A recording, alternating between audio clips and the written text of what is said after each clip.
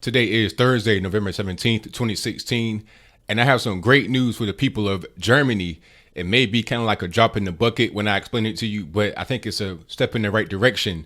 Now, according to a newspaper in Germany, I'm not quite sure what the paper is, but once I found out, I'll put that in the description box below.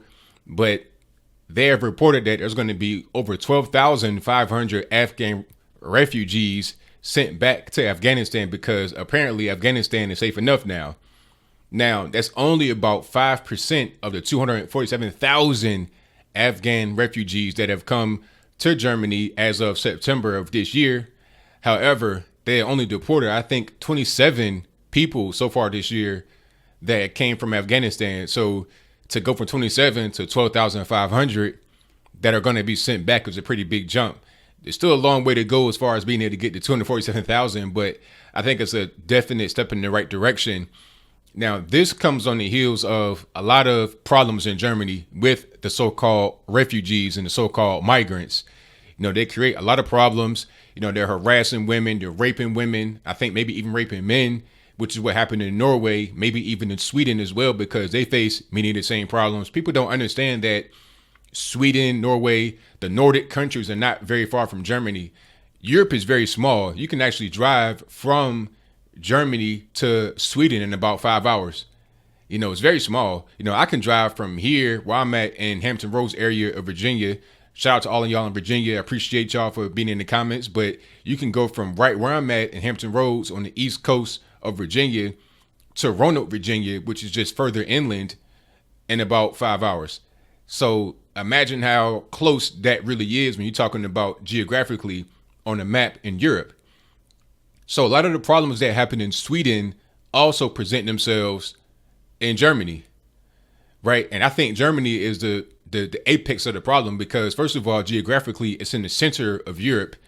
And a lot of the so-called migrants are attracted to Germany because Angela Merkel and et cetera, maybe some of the globalists are saying, hey, come on to our country. We'll have you with open arms. It's all good. So a lot of them, they come through, first they come to Turkey, then they may go to Greece, they may go to other countries like close to the Balkans or whatever, and then they go into Germany. They may stay in Germany because Germany is very generous when it comes to the welfare state, but they may go up to Sweden where it may be a little bit sweeter as far as the welfare state is concerned. But when they go there, they have a culture clash. That's why I talked about in the previous video about Obama, where he said that nationalism was not a good thing to do. It was not a good thing to really engage in and rely upon. I'm like, that doesn't make too much sense, sir. Nationalism is a great thing. I think if more Germans were nationalists, and the same thing with Sweden, as far as leaders are concerned, because I can't really speak to the will of the people. I think every people on planet Earth want to be safe, except for those that are creating problems. But I think the majority of people in Germany and Sweden want to be safe. And I think that if it meant having less, if not zero so-called migrants and refugees in their country, I think that they will accept that. I don't think they want this influx of refugees in the country. I mean, you're seeing protests now at this point because I think you have something right around 15% of the total population of Germany that is an immigrant. And that's pretty big when you're talking about a country of about 80 million people. I mean, Germany is not a small country. So you're talking about 15%. I mean, you're talking about millions of people that are in your country that are not German. So Germany, you should have Germans in your country as a majority. It just makes sense to me. Now they want to talk about, Iranian Germans and stuff like that, getting that from Jesse Jackson, because that's like the whole African American, the whole slash whatever, and that's something he invented like in the late 80s and early 90s. And we didn't really ask to be called that as black people. He just put that upon us and then the media ran with it. I think it's a lot of the same things going on over in Europe where you have the media and the government doing certain things that the people of the actual country do not want. See, this is why Donald Trump became elected, because he represents that in us as Americans, a desire to break away from the establishment, a desire to have our own voices heard rather than to have the media and the corrupt government speak for us in the way that we do not desire. And this is the reason why you have a lot of these so-called nationalist organizations and groups springing up all over Europe, just like I talked about in Greece with Golden Dawn and other groups like Pegida, if I'm not mistaken, over there in UK, maybe even in Germany as well. They're nationalist groups that want to preserve the safety of their country above all. In Germany being about 15% or so immigrant, you also have a high worry about the problems that immigration brings. I think it's like 38% are worried about the problems that comes from immigration, like terrorism. But if you go to Mexico, Japan, India, etc., they have a very low immigration. There's only about 1% of their total population that is immigrant. And their worry about immigrant-related problems are also right around that same percentage, less than 1%, because they have a more homogenized country. They're not worried about the problems of immigration.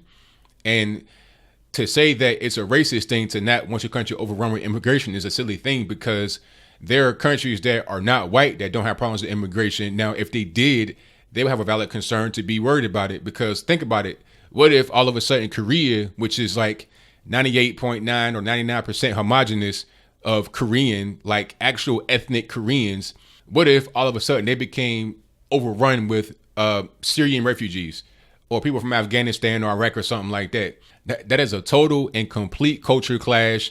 You got guys over there speaking English and Arabic and everybody speaking Korean, maybe even Japanese or Chinese, but they're not going to be speaking a language that comes from the Middle East.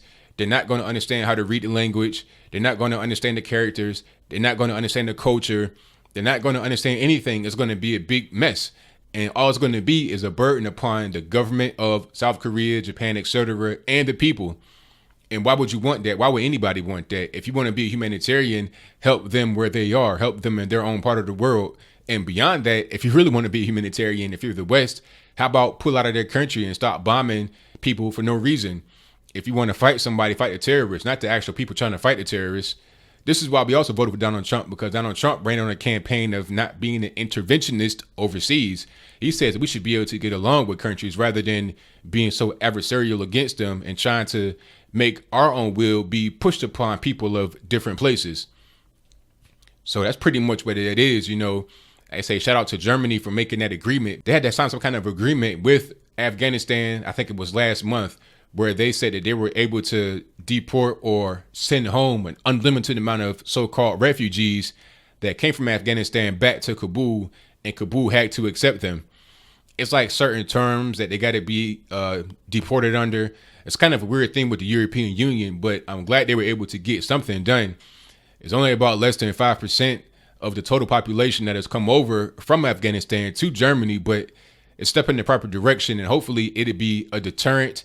Because it's like, hey, if you're coming over here just as an economic refugee, if your country is safe and it's not really a big problem, you don't come over here. But I think that it shouldn't be economic reasons as well. But, you know, this is just a step in the proper direction. Hopefully they'll be able to say, okay, we're going to just put a very small amount of people that come into the country from somewhere else.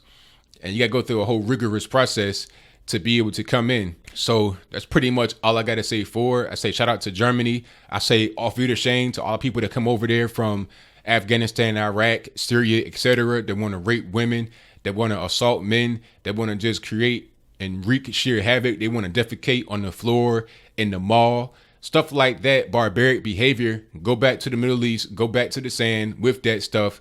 I'm not a racist. All I'm saying is that the people that come from Afghanistan, from Syria, are not your doctors, your lawyers, etc. They are the crust of society and not the cream.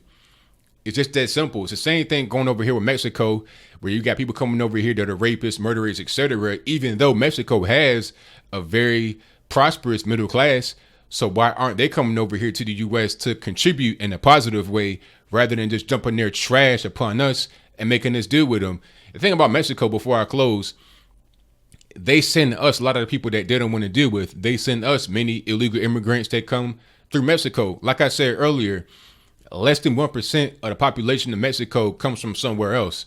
However, we get around 400,000 people that come at the southern border that come from over 100 countries. One of the main countries you're getting from is China, because we got a big problem with Chinese human trafficking that comes through the southern border. Now, they don't want to say Mexico. They can't say Mexico. They're pretty much deported to the southern border from Mexico. They give them to us. So rather than sending somebody that came from Beijing or Shanghai on a plane and sending them back to China, what they do is they drop them off right there at the border of Tijuana and say, hey, America, you deal with them. It's the same thing going on with Europe. You have people that are instigating wars unnecessarily, and then the horde of the so-called immigration, which really just the invasion of the Islamic terror, comes pouring through the European borders into your country, and they say, hey, you deal with it. We caused the problem over here because of our own interests, the globalists, the elites. So now you deal with the backlash. And that's not fair, and it's not right, and it's not okay for the average citizen of Germany or Sweden, Norway, Denmark, anywhere else in Europe, France, UK, etc., to deal with it. So that's pretty much all I got to say for it. Shout out to Germany again. This is a good first step. But what do you think? Do you think that Germany still has a far way to go? You're only deporting about 5% of the total Afghan population, but there's still people from other countries need to get deported, and they need to have a lower amount of people that come in general. Or am I being racist here? Is it Germany's duty to have all people of the world, it doesn't matter where they come from, if they're in need, if they need assistance, just let everyone come into the country that needs assistance. If they say they need assistance, it doesn't matter if they're telling the truth or they're lying, just let them on in the country. Whatever your comments are, let me know in the comments below. That's all I got to say for this video. If you like what you heard, please comment, rate, share, and subscribe. Peace.